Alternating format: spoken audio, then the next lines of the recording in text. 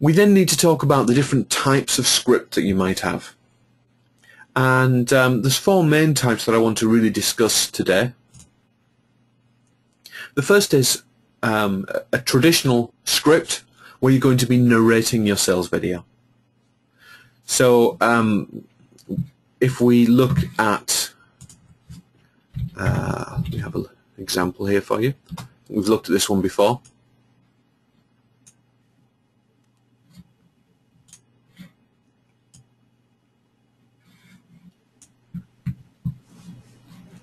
So on this particular video, there is a script.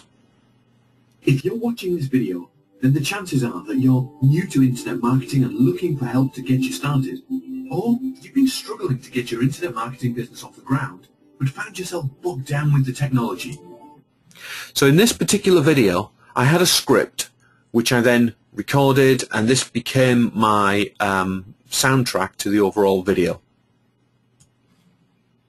Okay, so this is specifically what we're looking at here. We might also have a script for when we're live on camera. This can be a little bit more challenging, and as I've said previously, we're not going to be doing any live video or any live edits in this course, but just so you're aware of it, if you have a script for when you're doing live bits to camera, you might want to have it just as bullet points and have somebody hold up the bullet points who's standing next to the camera, because if you're reading a script, you're looking down, you're not looking into the camera lens. I wouldn't recommend that people go out and buy an auto cue system, because for a good one you're looking at spending thousands and you really don't need it. What I've done before is I've taped a few bullet points on a piece of paper directly underneath my camera lens so that I can see the bullet points, but I can talk in a normal manner. I'm not sounding like I'm reading something. So it becomes a little bit more fluid, and people get the feeling that you're being very spontaneous whilst you're doing it. It could also be that you literally script things out. If you're not very good on camera, but you really want to do it, you might literally have a shot of you where you have somebody holding up a board with a paragraph written on it. You do that paragraph, you then go for the next shot, and the next shot, and the next shot. Okay? But to do this, you still want a script. Now, the next interesting one is a script when there's no voiceover required. And this sounds a little bit odd. Why would you want a script when there's no voiceover required? Well, it would be very, very unusual to create a marketing video where there's no text on the screen at all, where it's just pictures. Because quite honestly, where's the call to action? Okay, if you show somebody 3 minutes of pretty pictures and at the end of it say buy now, they're not going to buy.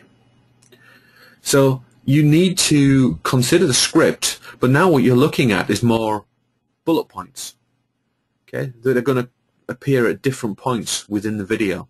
So if we have a look, just to give you a quick example, not a great example, it was just something I did quite quickly.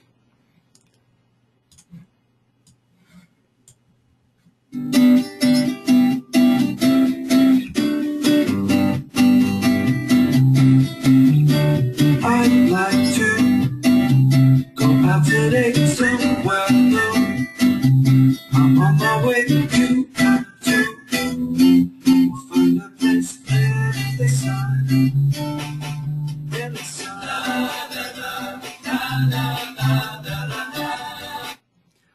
Okay, so you can see that I've got words on there. For example, here I've got a feature, 12.1 megapixels. But I've also turned this round into the Advantage. It's the world's thinnest digital camera. And I actually didn't have enough space to say digital camera, so I put the world's thinnest digi camera. I could have gone a little bit further. I could have turned that into a benefit. But I was just trying to illustrate a point with that particular video. So it is important. You do want to create a script even when there's no voiceover required. Which brings us on to storyboarding. Now in any video, it's particularly when you're new and you don't really have a concept in your mind, a storyboard can be really, really useful. But they're almost essential when you're doing the no voiceover type moving image type videos. And a storyboard doesn't need to be anything fancy. If you see it on TV, you see it on the movies, you see that they've got these amazing artists that have drawn up almost like a cartoon of the whole movie. That's not what we're talking about. We're talking about something really simple like this. So we have a screenshot or an indicative screenshot. It might be just an image that you want to use on the screen. Then you'll include okay, so we'll probably want to include a title, and the title may be something that we want to appear on the page, but it might be just something that we want to use to refer to this page. And then the description in here, this is really where either I'm going to describe what's happening on the screen, or I might put in here the specific text that I want to appear and how I want it to relate to this particular screenshot.